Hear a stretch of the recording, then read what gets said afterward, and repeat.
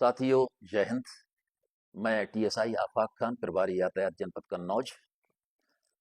आज मैं बहुत ही महत्वपूर्ण टॉपिक पर आपसे बात करने वाला हूं। वो है टॉपिक ई रिक्शा, 3 पहियों वाला इलेक्ट्रिक रिक्शा।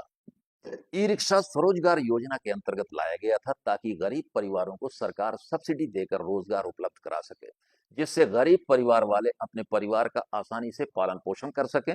वर्तमान समय में पीएम ई ड्राइव योजना के अंतर्गत ई रिक्शा खरीदने पर सरकार सब्सिडी दे रही है। मिशन शक्ति के तहत उत्तर प्रदेश सरकार महिलाओं को निःशुल्क ई रिक्शा चलाने का प्रशिक्षण दिलाकर ड्राइविंग लाइसेंस और सस्ती ब्याज दरों पर ई रिक्शा दिलाने की तैयारी कर रही है। इसके साथ साथ उत्तर प्रदेश सरकार ई रिक्शा के रजिस्ट्रेशन में वर्ष 2022 से कोई रोड टैक्स नहीं लेती है, केवल रजिस्ट्रेशन फीस लेती है, जो लगभग 1,000 रुपए से कम है। परंतु कुछ लोग दर्जनों ई रिक्शा खरीदकर किराए पर चलवाकर इस स्वरोजगार योजना का दुरुपयोग भी कर रहे हैं, जिसके दुष्परिणाम सड़कों पर ट्रैफिक जाम के रूप में देखने को मिलते रहते हैं। वहीं गरीबों का हक भी मारा जाता है।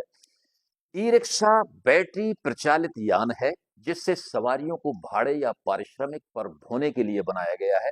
ई रिक्शा में 4 सवारियों से अनधिक, जिसमें चालक सम्मिलित नहीं है, अर्थात ई रिक्शा में 4+1 यानी 5 सवारियां बैठाई जा सकती हैं तथा 40 किलोग्राम वजन भी ले जाया जा सकता है। इसके मोटर की शक्ति 2000 वाट से अधिक नहीं है। इसकी अधिकतम गति 25 किलोमीटर प्रति घंटा से अधिक नहीं है। रजिस्ट्रेशन के समय इसका फिटनेस 2 साल के लिए होता है और फिर हर साल फिटनेस पुनः कराया जाता है। ऐसा करना सुरक्षा की दृष्टि से अनिवार्य है। ई रिक्शा का फिटनेस 400 से 600 रुपए में हो जाता है। ई रिक्शा के लिए किसी भी प्रकार के परमिट की आवश्यकता नहीं है।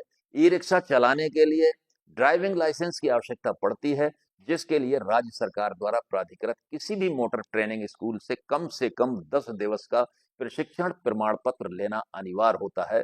तभी ई रिक्शा एवं ई कार्ट चलाने के लिए लाइसेंस बन सकता है। ई रिक्शा लाइसेंस से ई कार्ट चलाया जा सकता है, परंतु एलएमवी लाइसेंस से ई रिक्शा या ई कार्ट नहीं चलाया जा सकता है। लोगों में कंफ्यूजन है कि एलएमवी लाइसेंस से हम ई रिक्शा या ई कार्ट, यानी ई कार्ट कहते हैं इलेक्ट्रिक लोडर को, वो चला सकते हैं। ऐसा बिल्कुल नहीं है, ध्यान रखिए।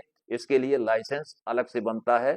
ई रिक्शा के लिए लाइसेंस अलग से बनता है, जिसके लिए 10 दिनों का प्रशिक्षण प्रमाण पत्र लेना अनिवार्य होता है। जब वो प्रमाण पत्र आप एआरटीओ के यहाँ देते हैं, तभी आपका ड्राइविंग लाइसेंस बनता है। तो अपना ख्याल रखें। धन्यवाद।